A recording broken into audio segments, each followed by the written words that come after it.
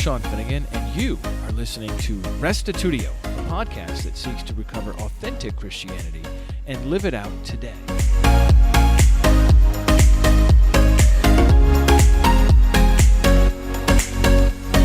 Last month, the Unitarian Christian Alliance put on the first conference in Europe.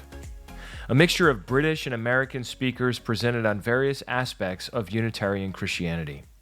In today's episode, I speak with Daisy Jones, one of the main coordinators of the event, as well as Mark Cain, who assisted in planning and in recording the presentations.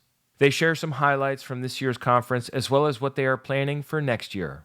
Here now is episode 561, United Kingdom UCA Conference Review, with Daisy Jones and Mark Cain.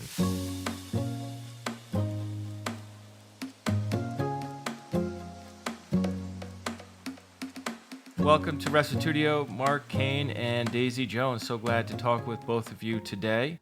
Thank you. Likewise. Let's talk about the conference. Let's begin with the dates. When did we have this conference? So it was the 26th of July. Okay. And it went on, well, if you include the extracurricular activities, it went on till Sunday. Yeah. Yeah, so it's Thursday night to Sunday afternoon, including extracurriculars. The conference ended Saturday night. Yeah. Okay. What are your initial impressions, Daisy, just to start, of how it went? Oh, my goodness. Where do I start? Well, obviously I'm biased, but I think it went magnificently. Mark? Very good. We're still buzzing from it. I was very surprised at how far people traveled. I mean, I know I went on about it, but, you know, people got passports for the first time for this event.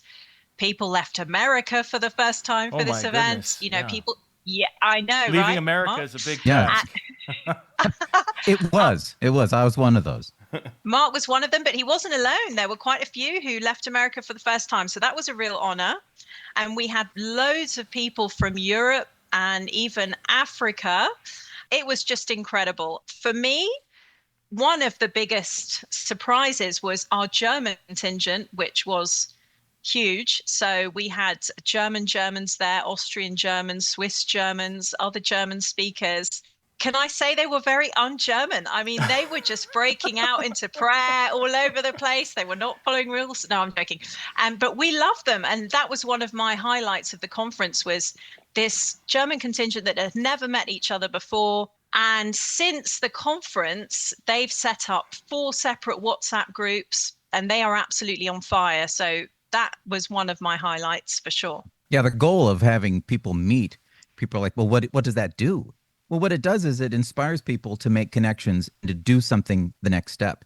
And that's exactly what we were saying. We're like, I only hope that things come out of conferences like this, but they always do.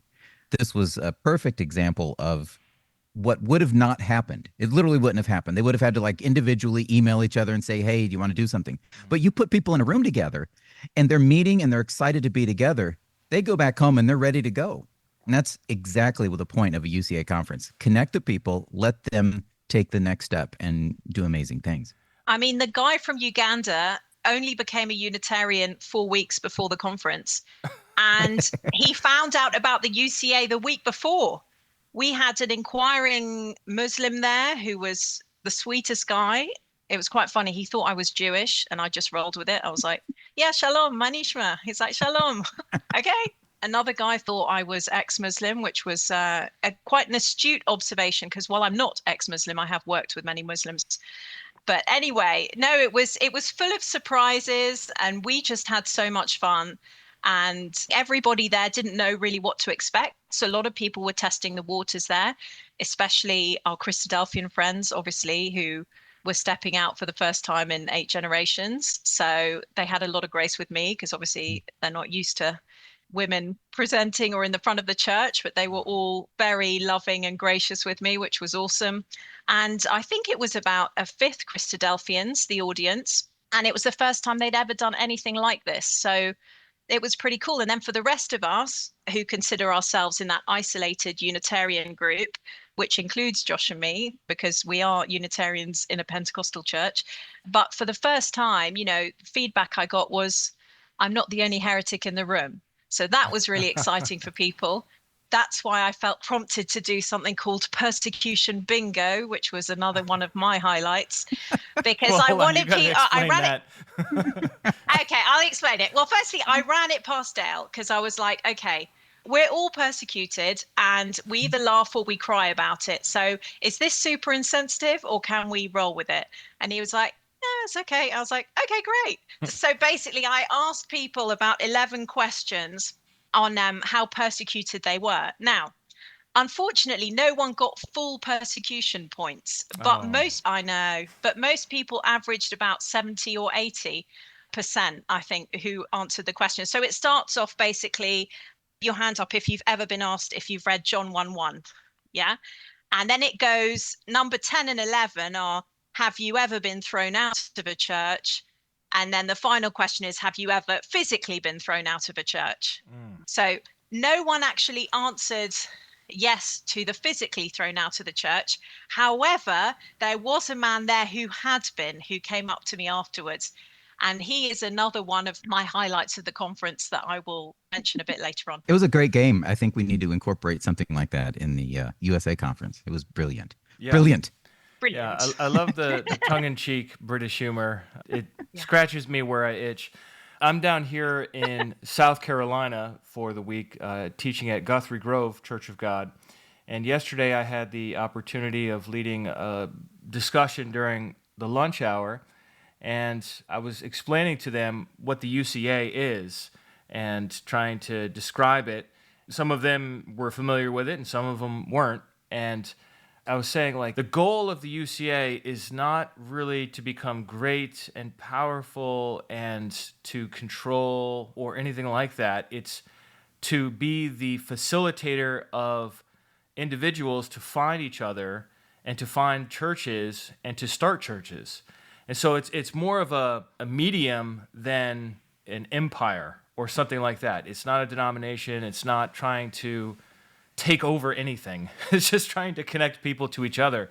And it seems like this UK conference really lived out that mission nicely with these people coming from all over. Did you have anyone there from England? Yeah, we did. I'm thinking Delroy and Brenda, who are my fellow Londoners. Yep. And I said it in the conference, but I had people surprising me from my past. I had a friend who's been in Trinitarian churches her whole life. She rocked up without telling me because I'd advertised it on Facebook, but she didn't even realize it was a Unitarian thing. She's had Unitarian beliefs her whole life, but she only discovered it when she was at the conference. Wow. Then I had a guy come called James who I hosted a political event about 13 years ago, and I haven't seen him since then, but he came along. So, yeah, I mean, it just crazy stuff. But we did have British people there. Good. But I'd say most people traveled, for at least hundreds, if not thousands of miles away. Wow. So, And what was our number? Was it 80 something that came? yeah, every day differed, but I'd say it was about 82 average a day. I heard the number 88 as like the total unique individuals who came spread out over 3 days, but it's kind of approximate. Yeah. We even had the lady who walked in. This was strange. We had one guy sitting at the front desk because in the UK, you monitor people checking in and checking out for fire safety rules. You have to sign in, sign out. So we always had somebody posted at the front. And he was just sitting there during one of the sessions. And this lady comes in and she's like, I felt like I needed to come into this church. And so she came in. He explained what was going on, that it was a conference about Unitarian Christians. And she's like, well, that's interesting. I'm arguing with my son now, who just became a Muslim, about whether God is one or God is a Trinity. Oh. And so and that was like right in the foyer of the front of the building. He's discussing with just a walk-in the exact topic of the conference and gave her some materials. And she was like, this is great. This is helpful. Wow. And she went on her way. There's so much history in England with Unitarianism from the 1700s and the 1800s, and it's kind of waned, but this really does seem to me, at least, to be a move of God bringing all of this together, and even somebody just walking in like that so randomly. I mean, what are the chances of that unless God is at work here? It's incredible. A God incident. Yeah. Yeah. Yeah, no, we prayed for divine appointments and they definitely showed up. I mean, there are other amazing testimonies too. We had an amazing time, and I have to give a shout out to Tony Fryery and his amazing family. Tony stayed the night, every night over in the church, and he helped cleaning until midnight and first thing in the morning. He unblocked the women's toilets. I mean, this guy was amazing. And when I did the persecution bingo, this is a bit of a confession because I felt prompted that he should win persecution bingo. Okay. But he was busy cleaning and everything. And I thought, well, I have to make this fair. I can't rig this, but, you know, he needs to win it. Now, because there was no clear outright winner, I basically had to choose someone. And so I thought to myself, okay, well, the person who has served this conference the most with physical hard work has been Tony. And anyway, after I declared him the winner, it turns out this will be the first time he's been on holiday in 12 years. And also, not only was he working in the place where we were gifting this holiday away, but he was also born again in Swansea. What is so Swansea? Anyway, oh, sorry. So Swansea is where we were giving away an all-inclusive holiday in my cottage, basically. Oh, okay. Yeah.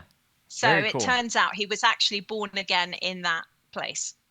Very good. And we didn't know. So there were some amazing characters in that conference, is what I want to say. Yeah. I'd like to hear about some of the presentations. Did any of them stick out, or could you mention a little bit about some of them?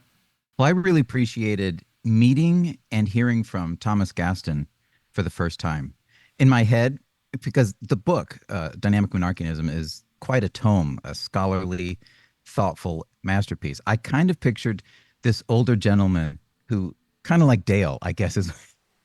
Don't tell him I said that. But, you know, just he'll never kind hear of, this. I just love the guy. The moment I met him, we just started talking and we laughed about stuff. And he just is energetic and young. It's like that book came out of this, man. It was just an amazing thing. And he was young, I guess, when he originally wrote it. And then we redid it. What a wonderful guy. And his presentation was clear. He walked through a lot of these details. And I think it'll be a real asset to give people who maybe aren't quite up to reading a whole book yet a chance to listen to the presentation and see what it is he's presenting, how the people were biblical Unitarian or dynamic monarchians from time past. Yeah, it gives us another label too, because I think some of us are uncomfortable with the U word, so we can call ourselves DMs, I guess. Yeah. Dynamic monarchians. As long as you don't actually have to spell out the M, which is very hard to do. Yeah, right. Just DMs is fine. Yeah. How was with DMs? Let me ask you this: how was Andrew Perryman? Did he present? Amazing. He did. He was our big win. Did he get up there and say, "I'm still a Trinitarian, but here's a bunch of arguments for Unitarianism"? Yeah. I mean, funny. The irony is obviously LST didn't allow us to host the conference there because of our theology, but that's the London School of Theology. Sorry, London School of Theology. I'm speaking to you like you're British, obviously, but Andrew obviously works there, and he's a associate research professor, and so bagging him, as we say in the UK, was a big win because basically, I mean, he did introduce himself as a Trinitarian professor, but obviously he's written a very Unitarian friendly book. So, but he wanted to make that clear, and that's really cool. So, and I think he's agreed to come next year. So that's good. But no, he presented his book, but in a different style. So I think his title was In the Form of a God, Jesus as a Romantic Anti-Hero, but he changed that at the end. But it was a really interesting take, and he infused a lot of Greek into it and Greek mythology as well. So it was a very interesting talk. What do you think, Mark? He was fun to listen to. His humor is great, and it was nice. My favorite question was about the reception of his book in the typical community, and he indicated that we may be his biggest audience. So we should advertise his book more. I can't imagine other Christian groups are very thrilled with a book that goes systematically through all of Paul's epistles and looks at all of the statements that could be taken to prove preexistence and shows that they're not really about preexistence, which is what he does in that book. Literally every single text. Exactly. And then he camps out in Philippians 2 and does a great job explaining how that would have been understood by Philippians, people living in Philippi in the first century, which I think is just so brilliant. Any other presentations that you'd like to mention? I enjoyed Dan Weatherall's presentation. It wasn't God on a cross. he used very common sense arguments, the kind of arguments that are a little harder to battle back against. You could argue about the Greek or whatever, but he's using that very on the nose type of thing. Like, this is what was talked about in Scripture. This is how they discussed, and it doesn't make sense if they thought God was on the cross. And then, he goes into some great detail with that. But that's one of my most favorite approaches to dealing with Scripture, because it leaves less to be argued about in the nitty-gritty details and just faces you with information that you have to work through. He did a great job with it. Very good. And he gets the prize for boldest title for his presentation, obviously. Yes, it wasn't God on the cross. What else can you say about the conference? Mark, maybe you could comment on the technical side. You were running audio and whatnot, and video and audio. Video and look audio. At this guy. Well, it was a new experience for me, and I will admit that I was a little bit frazzled and nervous because I have not run video and audio cameras and all of that before. But we had just recently upgraded our UCA equipment, and I brought it with me. So I knew what it all was. I knew how it all worked, but still the pressure of like, this is only going to happen right here, and I want to make sure we capture it. So we had 2 cameras running. I had a mixing board that included audio recording for each track. And it was an interesting experience, especially because there was a skylight right over the speaker. And as the people would talk, the sun would move. So there's like this white spot that starts to creep into the background at one point. I'm like, what do you do with that? Like, anyway, it was pretty interesting. But I'm pleased that it all got captured, that we will be able to release all the videos of all the presentations. Mark did not leave his booth the whole weekend. So that's one thing we're going to do in the next conference. We're going to have assistants, so Mark can actually breathe and actually have a break once every 6 hours. Well, now that I've done it, I feel a little better about it. The day 2 I was a little bit more relaxed, and it wasn't so bad. So people can expect some YouTube releases of the conference presentations in the near future? Yeah, already working on Dale Tuggey's presentation. We're probably going to go through them in order that they were given at the conference, just one in a row, and release them on the YouTube channel. Hopefully every week. These files, I found out, they're huge. 61 gigabytes for just one of them, and I recorded from 2 cameras. But I was told by our videographer consultant, you want to get the really good quality video so that you can cut it down, you can adjust it. You don't want to start with low quality or you can't make it nice. So that's what we did. Yep. Very good. What else? Probably the highlight of my weekend was going to Speaker's Corner. That was surreal. Honestly, was we need these just things. Totally crazy with people shouting all over the place? That's how I There imagine was it. the people. Yeah. There was one guy up on a stool yelling about the Palestinian-Israel conflict and pointing at people like, carpet you people and this. I'm like, dude, we cannot be anywhere close to this. There's going to be knives coming out. I don't know what's going to happen. So we moved away from it. But that's what they do out there.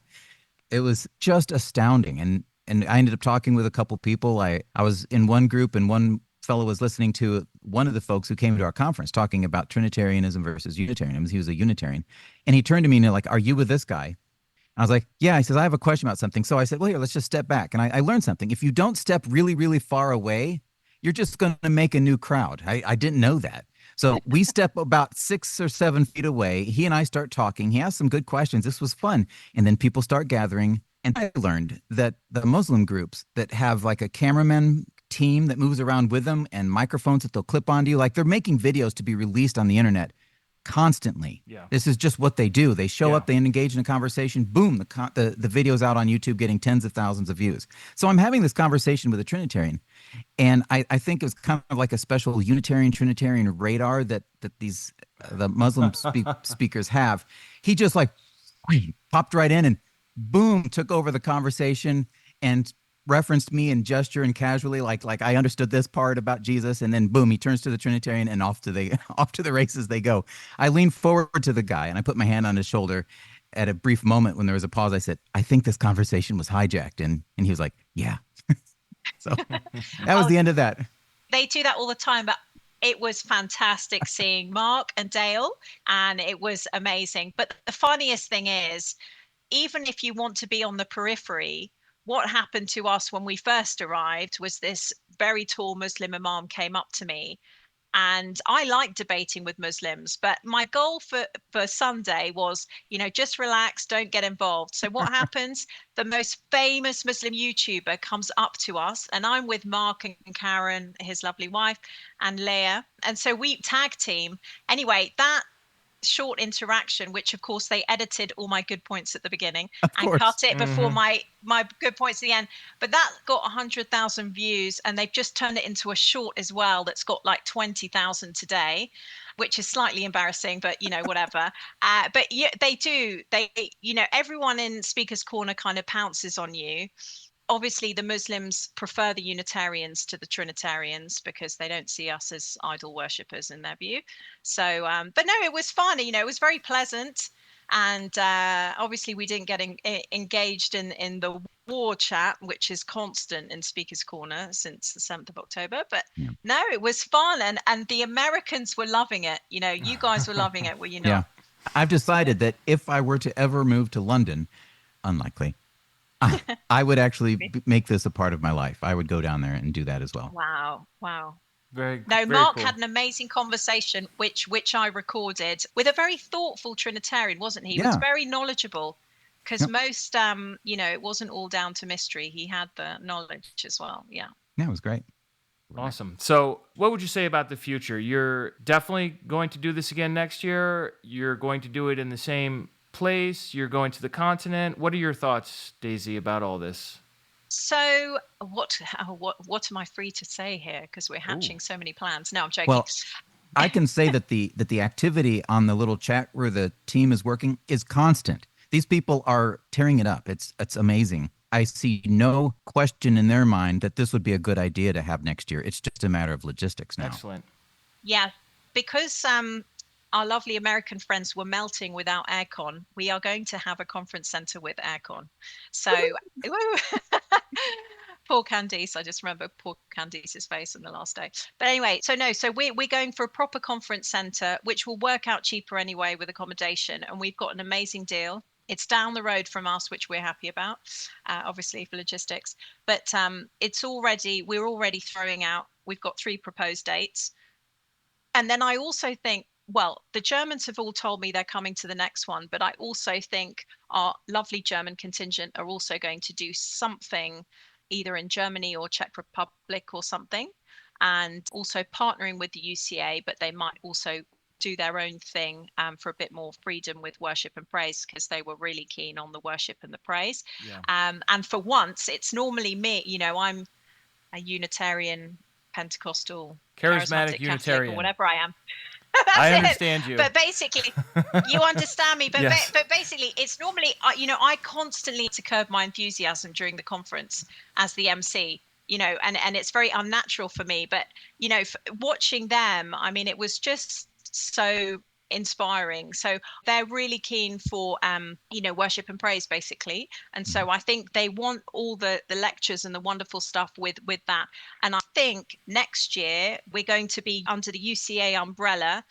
And also on Sunday, we're going to have maybe different options of what people can do, which is outside the schedule. So we're going to have the Speaker's Corner, but we might also, just like this time, we recommended some Christadelphian Ecclesia. We might recommend some other activities more to do with worship and praise outside of the UCA, because I think that's what people were craving, and not just the agape meals, which were fantastic. Like one of my highlights, which I haven't mentioned, was our royal picnic, but also, we want to worship God together. I'm sorry, what does that even mean, a royal picnic? Oh, so, well, we were planning a Unitarian picnic in the Royal Borough of Windsor and Maidenhead, and in order to do that you have to actually write officially for permission, and they granted us permission without charging us. So that was our royal picnic, and actually it turned out to be one of the highlights of many people in the conference. We all had a little packed lunch, pre-made packed lunch, and we all took it and went to our lovely little park in Windsor and had a jolly time. Jolly. That sounds amazing. Jolly. Yeah, the best part about that was the jolly part. The jolly. Yes, there were a few things I said that were lost in translation, but I think we got there in the end anyway. Yeah. Yes, we did. Yeah, language is a funny thing. Even just in my own country, there are so many regions where there are different phrases, and it's fun to hear the differences. So the conference is definitely happening next year.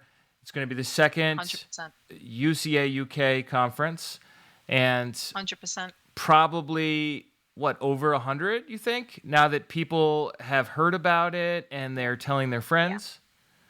Yeah, so we definitely got the impression. I mean, we had one guy, there's so many highlights for me, but we had one guy who's like the Unitarian underground railroad guy for evangelizing Unitarianism across Europe. I mean, the guy is amazing, but we definitely sensed that people were testing the waters in this Yes, I think conference because so. it's the first of its kind, and that is totally cool because we didn't know what was going to happen, Yeah. whether we were going to pull it off.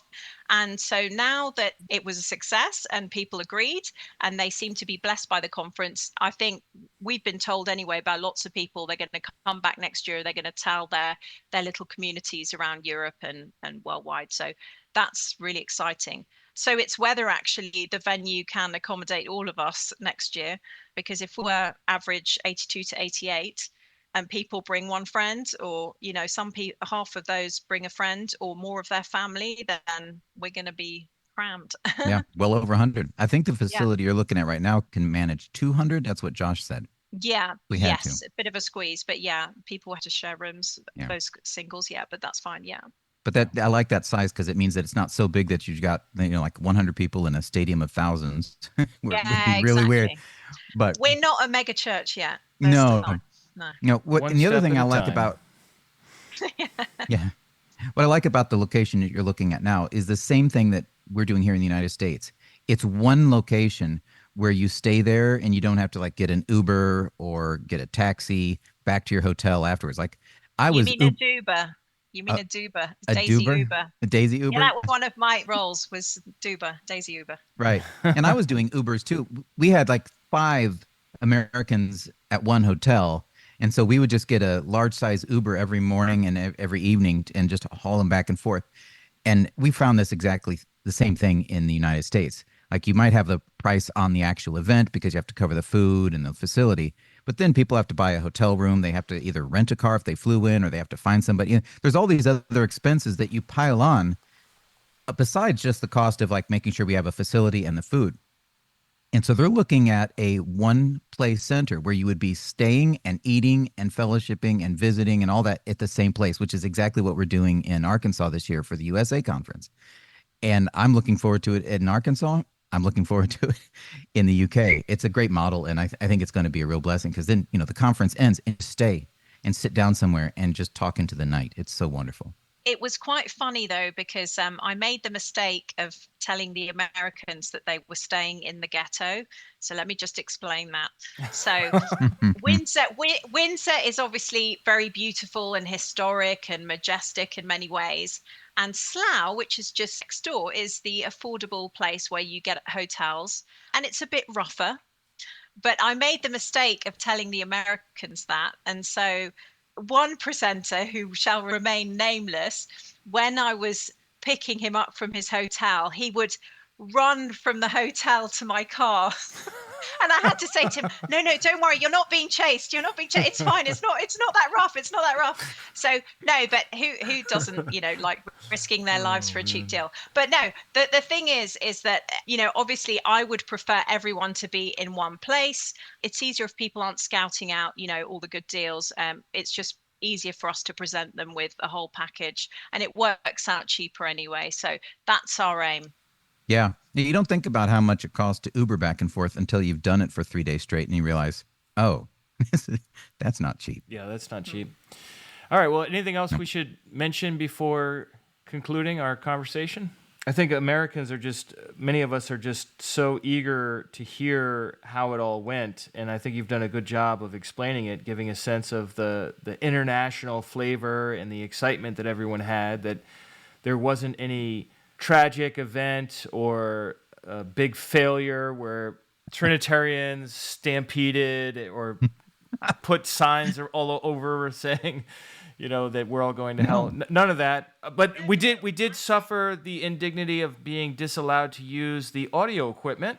Well, originally, yes. The church, there's a second group that also uses the same facility as extra. The church is owned by one group, but they rent it out to a more kind of fundamental Baptist kind of group. Maybe I don't know what the style would be, but they didn't want us to use their equipment because we were not Trinitarians.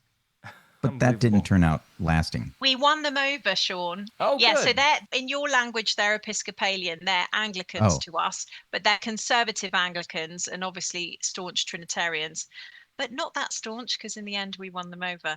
But and we are going to give them a little gift because obviously bless your enemies and all that. In the end, they were wonderful. So they let us use their audio equipment, and so we've got no complaints at all. Yep. There were several of us who were there. I and my wife, Dustin Smith, Jerry Weirwell, and then Dale and Candace Tuggy.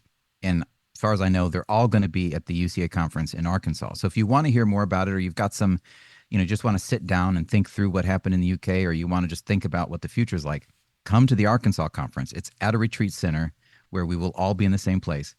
It's in October, and it should be a great experience. And that's October 17th in Little Rock, or just outside of Little Rock, right? Yep, just to the west of it. A little west of Little Rock, October 17th to the 20th. And we hope to see everybody there. Daisy, were you going to say something by way of conclusion? Just to say, I don't want to sound dramatic, but I do think it was something historic that happened. People were really blessed by it. People were really desperate for it. And in the end, lots of seeds were sown. And I think we saw the seedlings before the end of the conference. So we're really happy. Thank you so much to the UCA for trusting this bunch of very peculiar people and, from very peculiar, but from different denominations and from none at all. And we made it work. And it's thanks to the UCA's also trust in us. So thank you guys. You are welcome. Well, and also thanks for talking with me today.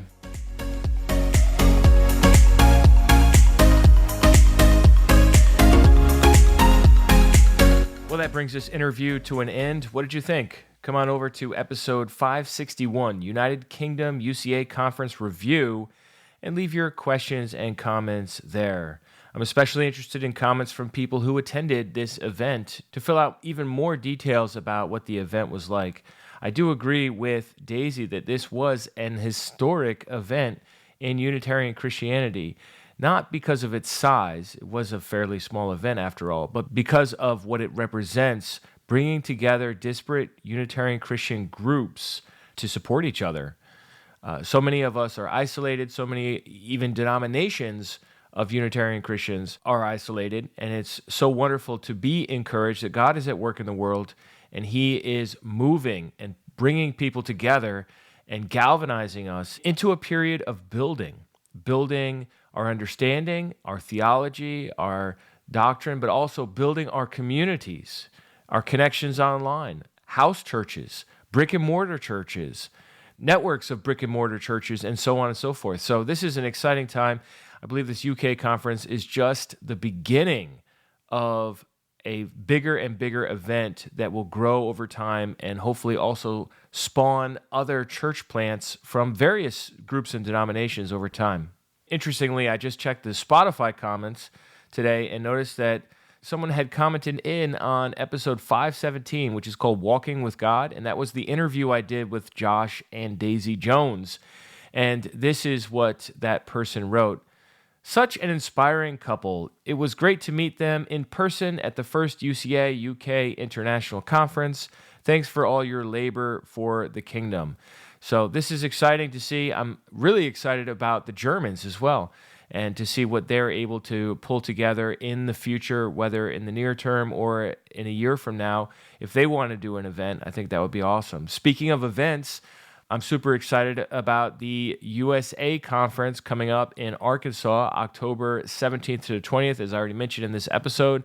And you can hear Mark is eagerly promoting it as well. But hopefully you can make it down and we can meet in person and you can hear the presentations and or workshops, depending on what your interest is. And that should be a great time to encourage each other and learn together. Even those of us who have been at this for a long time, who have pursued scholarly education in universities and colleges. Even we learn at these events because we do tend to get top-notch presentations from individuals who have thoroughly studied and researched a subject. So I am looking forward to that, as well as the November conference. Don't want to leave November out. And our New Zealand Kiwi brothers and sisters, not to mention the Australians who are also coming over. Hopefully none of these Australians do any breakdancing, just saying. But anyhow, New Zealand conference coming up. You can get the information for that as well on UnitarianChristianAlliance.org. That registration is free. So if you can get yourself over there and arrange your housing, you can have a great time. And I plan on being there, as well as Will Barlow. And I know Dale Tuggy and Mark Cain. So some of us Yankees are going to be making the trip over to New Zealand, and we're eager to support our New Zealand brothers and sisters. Well, that's going to be it for today. Kind of a shorter episode. I have some content on the Kingdom of God that I am going to be releasing soon that I've just been recording down here in South Carolina. Got to spend a great week with the brothers and sisters in the Guthrie Grove Church of God, a thriving biblical Unitarian community where I was able to share about my recent book, Kingdom Journey. So stay tuned for future episodes where I'll be playing out that content. Well, thanks everyone for listening. If you'd like to support this ministry, you can do that at Restitutio.org. We'll catch you next time. And remember, the truth has nothing to fear.